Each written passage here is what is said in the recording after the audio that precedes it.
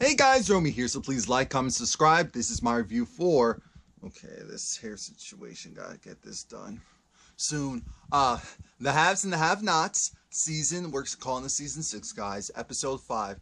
Sorry for not having the green screen, sorry for not doing the other stuff, but the video wasn't gonna get out sooner unless I just went doing the bare minimum. So bear with me. And this episode dragged, for me at least, so I was just like, no, I'm not even gonna put in the effort. Now, it starts off with David being David and wondering why. You're going to go and get the DA or do whatever you need to do to make sure that my son, I can talk to my son, my client, who is my son. You need to, why am I starting to sound like Huck? Because I'm thinking, okay, as soon as he does that, the DA, the fill-in DA, George, he comes in and he's looking like, wait a minute, what's the problem? What's wrong? David says, this officer was saying that I need to go through the chain of command, and apparently it was you, and he didn't hear anything back from you, so I was waiting. So it's like, oh no, don't worry, no, we'll get you in there now. And it was weird. George almost had that look of, maybe I'm trying to act like I didn't know that you were really here. And I'm thinking, yeah, okay. It's all about letting him sweat. Now, Justin is still talking to Jeffrey, even though Jeffrey, we see him, and he was bent over a table. I said, oh my God, was he raped? That was the first thing I thought. I was like, was he raped? But apparently no. Justin put him in the chokehold and then had him, Hughes just laid him on the table until he woke up. I said, this is a messed up mess. Now, so once Justin wakes up and Jeffrey realizes, what in the world?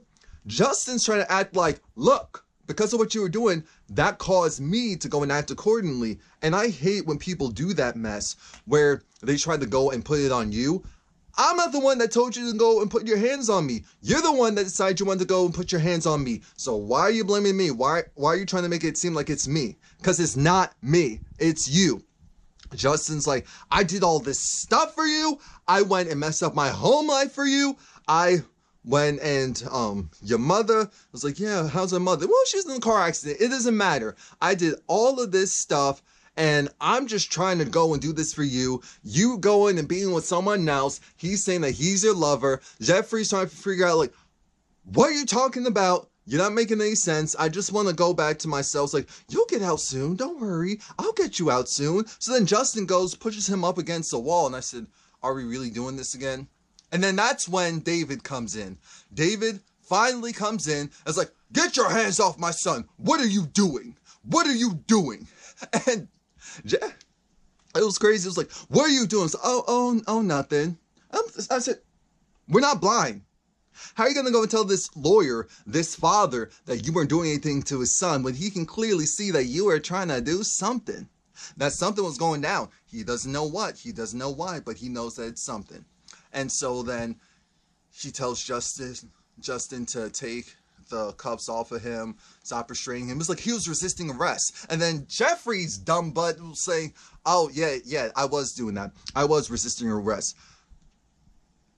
David's just flustered because he's like, what? This doesn't even sound like you. What are you talking about? And he said, no, I was. It's fine, Dad. It's fine. Here I am looking at him like, really, Jeffrey, this is the game that we're going to play? This is the game that we're going to play? Okay. But then David realizes, you're the same dude that was at my house that went and got me and told me that he was in jail. Like, what is your relation to my son? I was like, well, Jeffrey, it was like, oh, so we do a first name basis now. So that's how it goes. Well, there's 2 Harringtons in the room, so I figured I'd call him by his first name. Long story short, David knows that it's some baloney. He understands that there's a game that's going on. He doesn't understand why he had his hands on his son. But he's just like, you know what, just get out of here. You're a clown, get out of here. So then finally he has a conversation with Jeffrey. And Jeffrey's still being Jeffrey. And I'm like, Jeffrey, this isn't your mother. This is David. You can tell your father what's really going on. And David has to pry it out of him, like, why are you in here? Mom put me in here because when I went to the jailhouse, she told the judge that I was the one that killed Quincy Maxwell. And that's why they put me in here. She's like, why would she do that? Oh Lord, is this still because the whole gay thing? And I was like, yeah, you already know how she is. Yeah, I know. So Mom, how is she got into a car accident? Yeah. How is she? I don't know. I don't care. I said, oh my God. I appreciated that. I was enthused. I was, because I just, when you really don't like someone, and it's kind of that group think of, you know what, we don't like that person, said person either. So I was happy. I really was. I really, really was. And because of that, we move on to the fact that, all right, stop lying to me. Who is that officer? He came to my house. I know you have some type of meddling with him. What's going on? Well, that's my friend. That's your friend? Yeah, that's my friend. How did you know? Jeffrey, stop lying to me. Okay. We slept together, and, things went south because he's married. I said, what? David's just looking at him like, yeah, he's married. Mom knows about it. The wife's a judge. It's just a lot. So then again, he's looking at him like, you idiot. Like, well, do you have feelings for him? And this is where David, being the father, he's just struggling to get these words out. I was like, do you have feelings for him? What's going on here? And Jeffrey said, we're cool. We're friends. Occasionally I feel something. Not sure what it is, but it's something. So then I'm thinking, yeah, it's fear. It's regret. It's a lot of things. But he said, look, we're going to figure it out. I'm going to get you out of here. I don't know how quickly. I don't know through what methods, but I know I'm going to get you out of here. But that guy, stay away from that guy. There's something off with him. It's like, yeah, you don't have to tell me twice. But that whole... See, that's what hurts me. Because Jeffrey, I understand that because I guess the relationship with his mom and just the whole situation, he doesn't feel like he has anyone he can really talk to. The only person he felt like he really talked to was Candice about this. And since now they're on opposite sides, it makes things very, very difficult. Now, we have... What's the child's name? We have Benny and Mitch. They go to the hospital because they have to see Veronica. Now Mitch is cackling because he's like, okay, I see you, player. I see you. I see what you're trying to do. Go in there and get your woman. Go in there and be with your woman. I mean, she doesn't look half bad. You need to go and get in there. So then he goes in there. Immediately, Veronica goes in for like a 30-second hug. And I'm thinking, all right, man. All right. Because now we're in the bed. So, not Jeffrey. Because Jeffrey comes up. That's why I need to remember that. And the way that came into play, whoa. I'm like, Veronica, don't do anything stupid. But Benny's talking to Veronica, and Benny, he's just like, hey, how you doing? You look better. And she was like, you know what? I just appreciate you. And I'm sorry for the mess with my husband and just the things I said to you because, and I said, Veronica's being way too nice. She was like, you know what? Yeah, you were good. You were good in bed. He was like, so are you. I know I am. I was like, oh, so you're arrogant? No, I'm confident. Oh, okay. And she was just like, look, what you did for me, I really appreciate it because a lot of people wouldn't. Oh, you mean like the girl that was with you? Yeah, she's staying with me, and it's a long story. That's Jeffrey's fiance. Jeffrey's fiance? But isn't he gay? Like, and she looked at him like, what are you talking about? Your son tried to kiss me. He tried to do what? No, actually he did. I went to my sister's apartment, Candice's apartment, and he was there, and he just like snuck up on me, kissed me. And so Veronica had that look of disgust, like, but she had to keep it calm. And she was like, oh, disgusting. And what did you do? So I threw him off me. I hit him. It's like, good. You should have hit him harder. I said, she was like, yeah, she had no business touching you. I mean, he had no business touching you.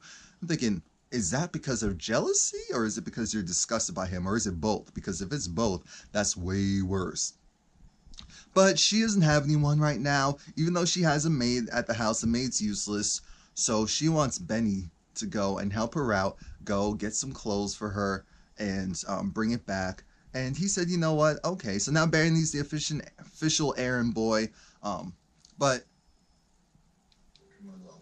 she also wanted to give him something. He was like, no, it's fine. It's like, no, he was like, you know, I'll think about it and let you know. I said, get that money. Actually, don't, because if she's about to be implicated legally too, then that'll be another situation where, at least with the Malones, I really think that even though paying the money back is dangerous, at least you don't have to worry about someone coming in and taking the stuff from up under you, like what could happen with Veronica and what did happen with your sister, which is so messed up. It's so messed up that that's the only real options that we have into play. But Veronica likes Benny because she can't just tell him what to do and he just does it. He's defiant, and that's something, to her, that's a real strong male characteristic. So their relationship, it's going to continue on into something further. Now, Benny tells Mitch, look, we have to go to her house because she wants me to go and pick up some stuff. And again, so you're like the errand boy now. He's like, oh, be quiet, whatever, I need a ride. But Mitch is trying to figure out, so did you ask her? Ask her what? For the money. The money why? Because you're either going to ask my, family that's cooking for Cocoa Puffs, or you could ask a woman who's head over heels for you, who loves you, who probably adores you, appreciates the ground that you walk on, and you're not going to go and ask her for money? You're not going to go and ask her to loan you the $50K? I mean, you just go sleep with her a couple of times and see what happens. I mean, it's not that big of a deal. It's not. Trust me, it's not. I do it all the time. Oh, boy, when they get to that house, though. But before that, we see Charles, Senator Charles and Landon. Landon's in the car with him. They're having general chit chat. I don't care about that. What's important is the fact that Charles, his schedule is free tonight. His schedule is free tonight, which means that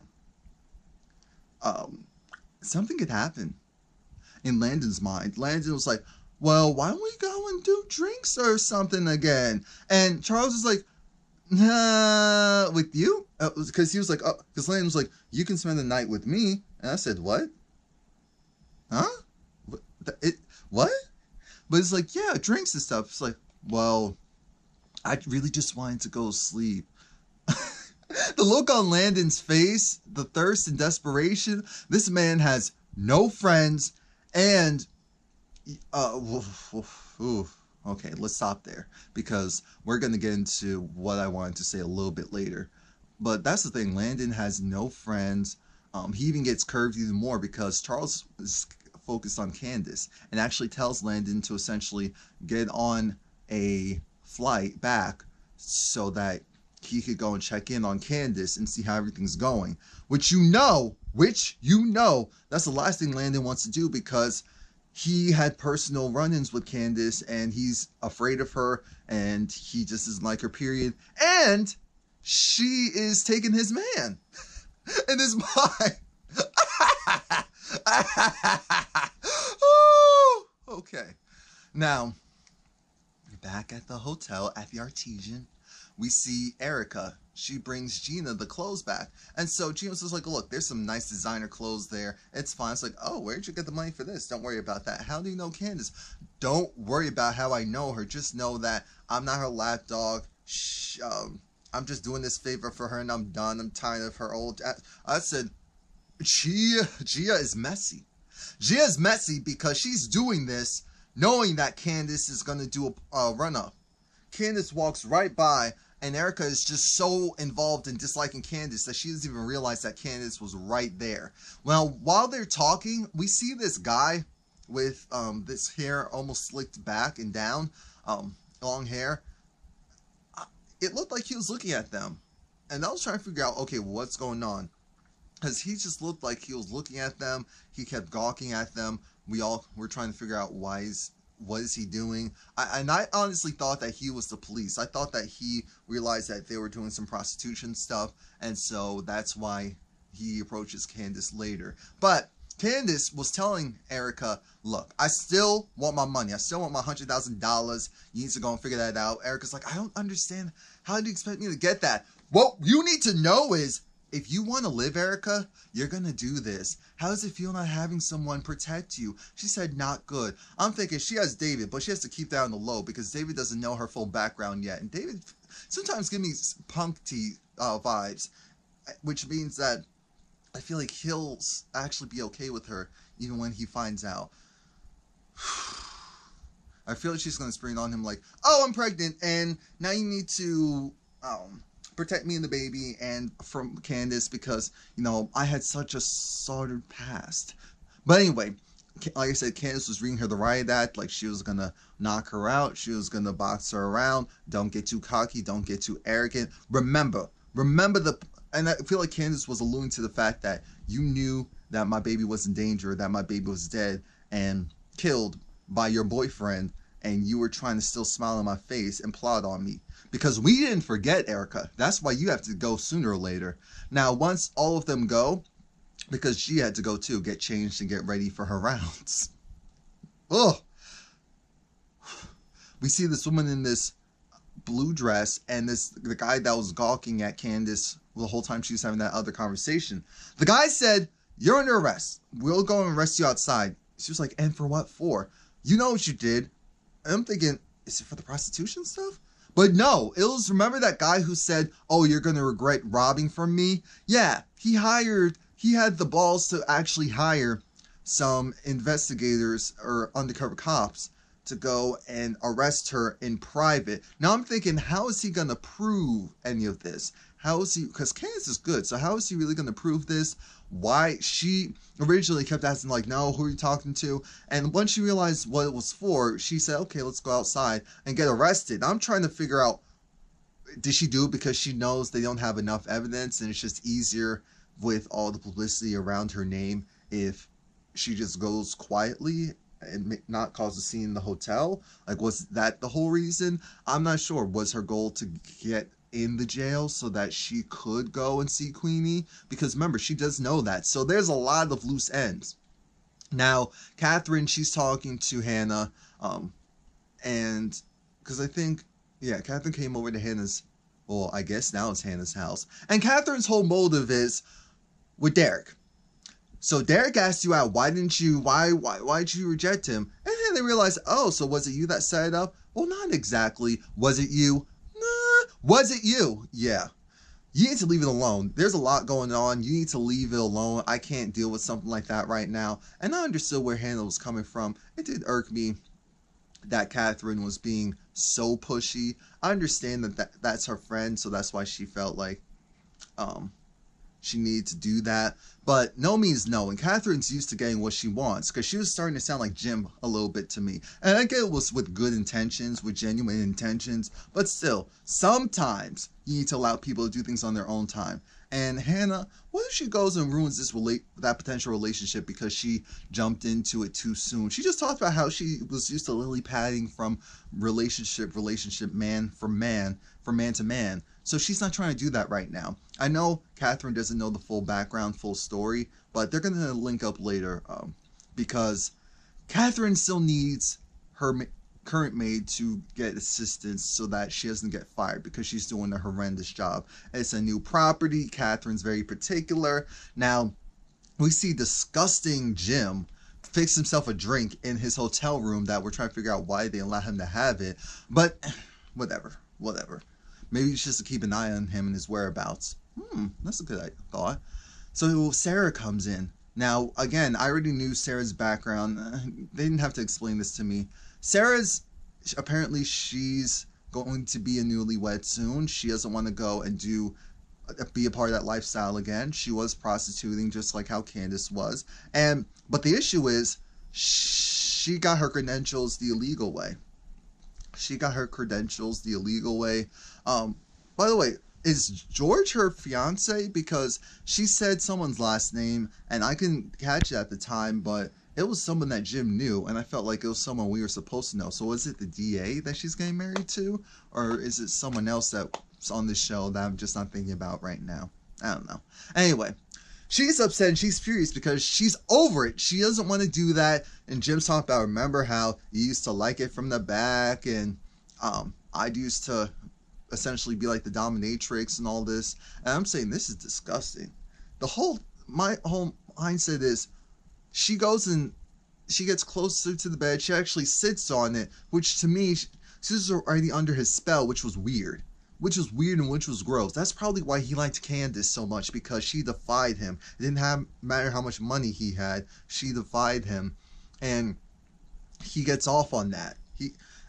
Because Jim needs help. Because you're going to make sure that what they have, they don't have. Jim, the evidence that they have on him, on Catherine, on the rest of his people, he wants her to scrub it. And she's like, I can't do that. That's risking my career. And he was like, look, you are going to do it because your husband, how would your soon-to-be husband like to know all the things that you did? How would the board like to know that all of your paperwork is falsified? And so then he was just like, you're going to take off your dress, get on the bed with your head down, butt up. And I said, what?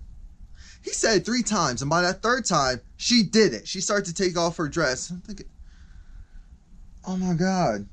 So you're really a hoe. I'm not sugarcoating it. So you're really a hoe. Okay. Now, Benny and Mitch, they're at the house. Mitch is looking like, wow, we could easily finesse $50K out of this woman.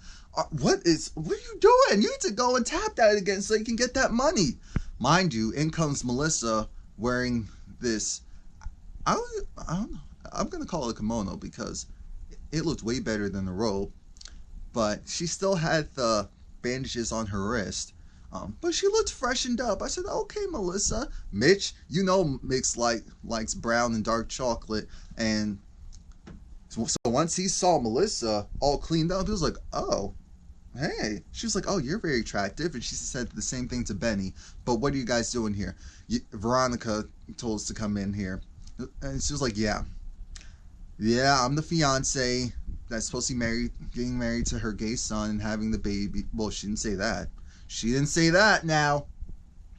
So then she brings Benny upstairs to Veronica's room, and she was just like, it's just so hard, being around people who, especially Jeffrey, looks at me almost in disgust, like, ugh, like he's just disgusted by my body and not by my actions.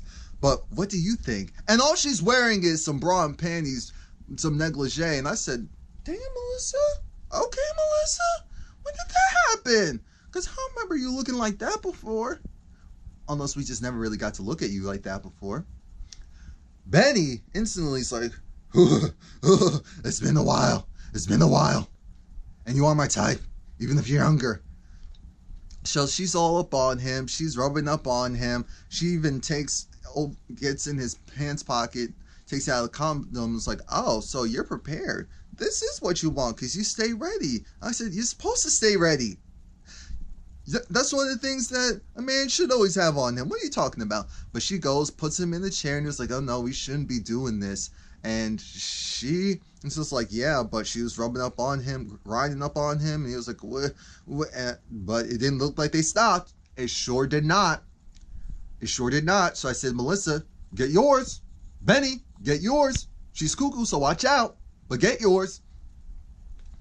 Now we see Brandon talking to, I guess, the agent who's tailing Candice, and she doesn't give away the details of the foolery that Candice has going on. I'm thinking, but he needs to know.